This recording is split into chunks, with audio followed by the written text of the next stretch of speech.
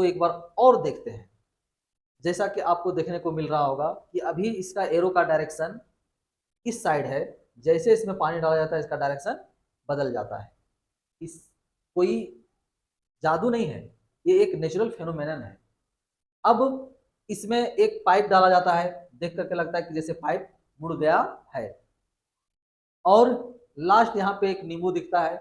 इसको अगर डाला जाता है इसके अंदर तो इसका साइज थोड़ा सा बड़ा नजर आने लगता है।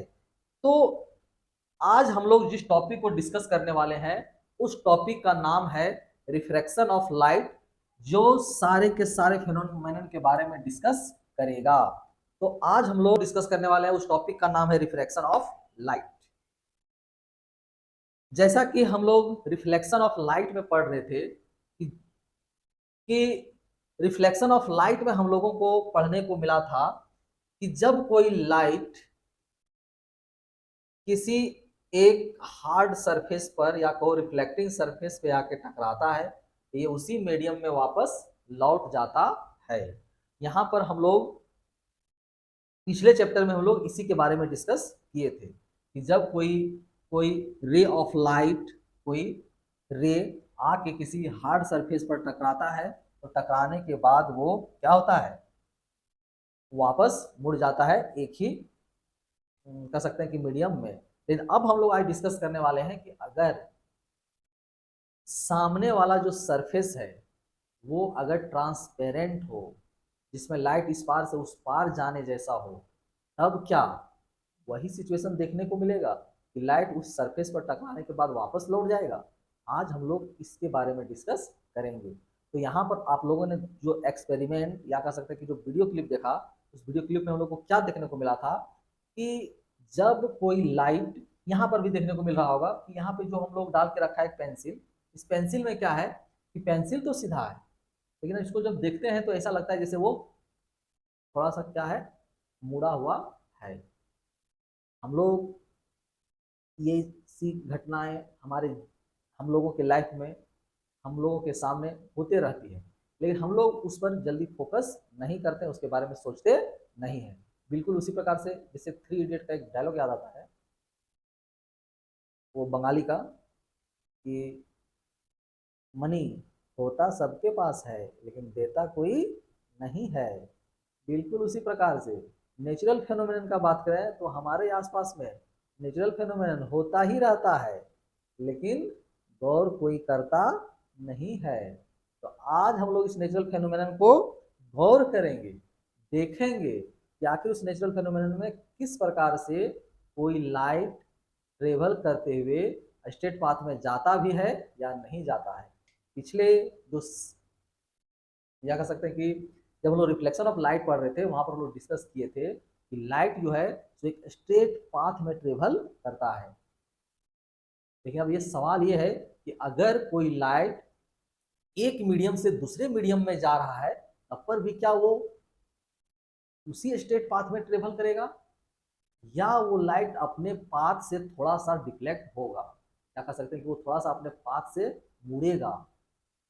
तो इस फेनोमेनन को हम लोग जानते हैं किस नाम से, रिफ्रैक्शन ऑफ लाइट के नाम से।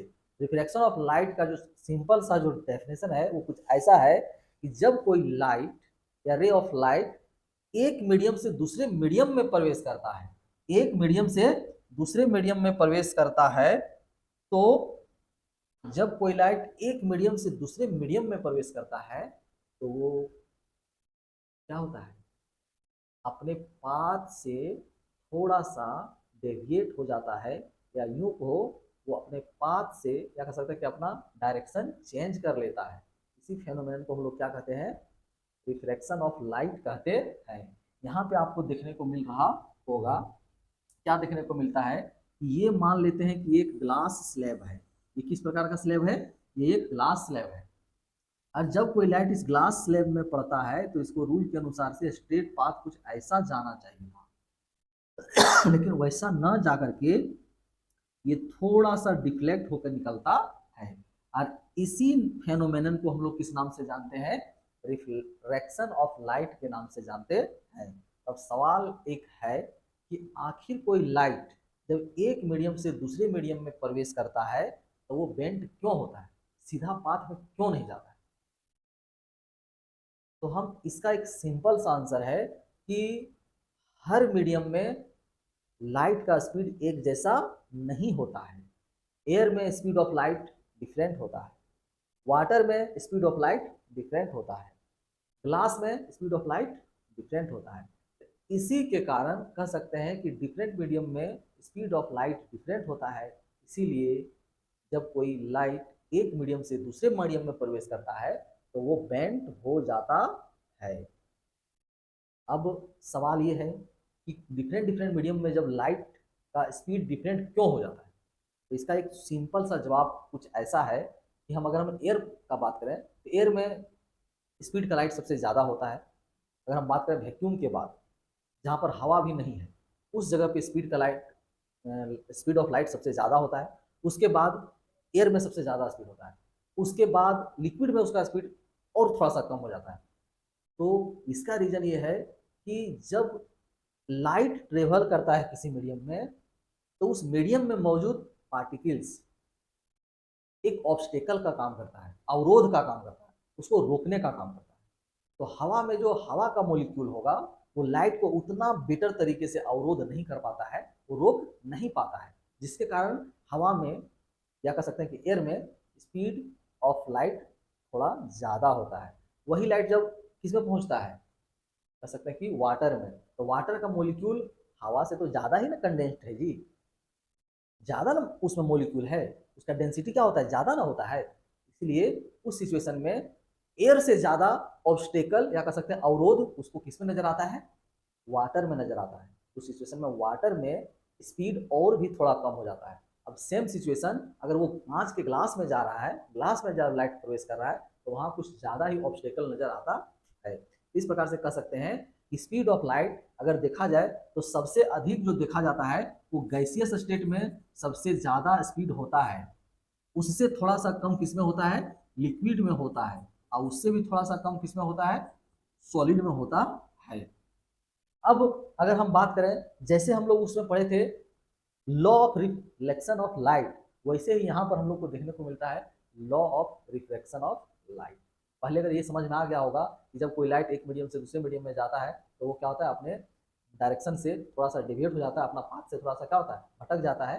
इसी फेनोमेनन को क्या कहते हैं, रिफ्लेक्शन ऑफ लाइट कहते हैं। और रिफ्लेक्शन ऑफ लाइट का भी दो लॉ है। पहला जो लॉ है वो कुछ ऐसा है कि the incident ray and the normal to the reflective surface and point of incident at the reflected ray all lie in same plane. कहने का मतलब ये, इधर से जो इंसिडेंट रे आता है सो, इधर जो नॉर्मल रहता है सो, इस पर जो पॉइंट ऑफ इंसिडेंट होता है सो, ये सारा का सारा एक ही प्लेन पर लाइज करता है।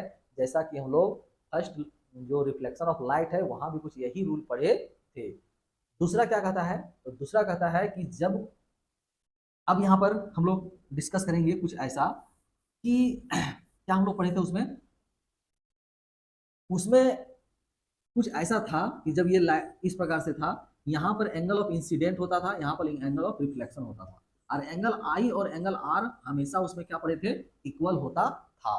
लेकिन यहाँ पर वो कंडीशन नहीं होता है। कारण ये कि जब ये लाइट जाता है तो सीधा तो जाता है नहीं, ये थोड़ा सा बेंट हो जाता है। इस सिचुएशन में एंगल ऑफ इंसिडेंट या तो एंगल ऑफ रिफ्लेक्शन से ज़्यादा होगा, या angle of incident angle of reflection से क्या होगा, कम होगा। ये दो कंडीशन हमको देखने को मिलता है। और ये दोनों के बीच में, ये अगर हम धीरे धीरे इसको बढ़ाएं तो ये भी धीरे धीरे क्या होता है, बढ़ता है। एंगल ऑफ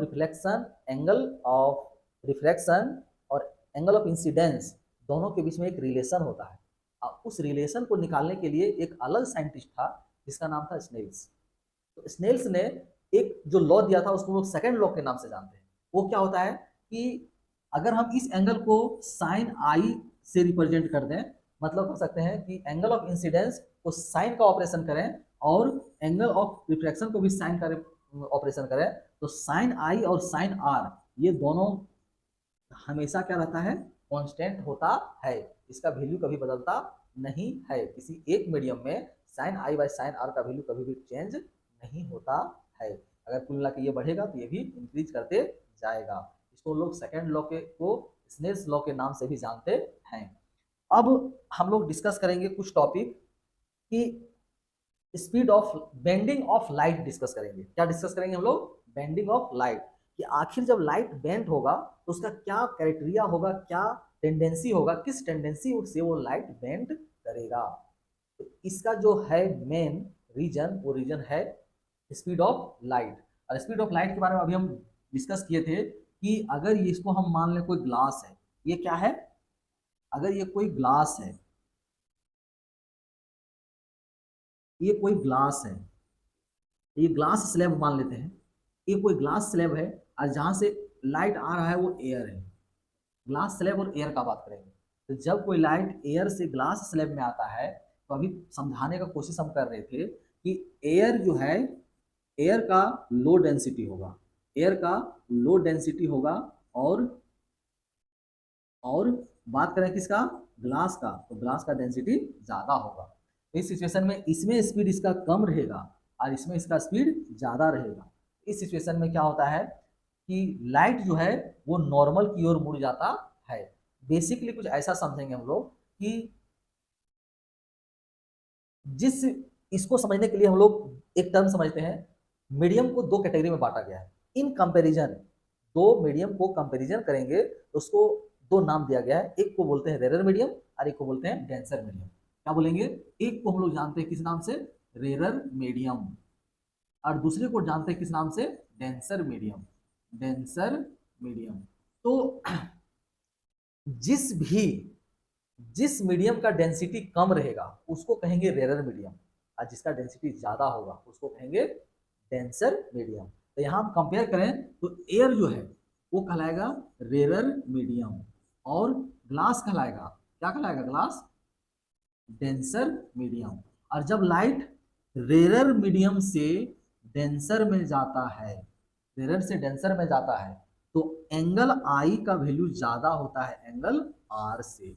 ये याद रखने वाली बात है, ये समझने वाली बात है।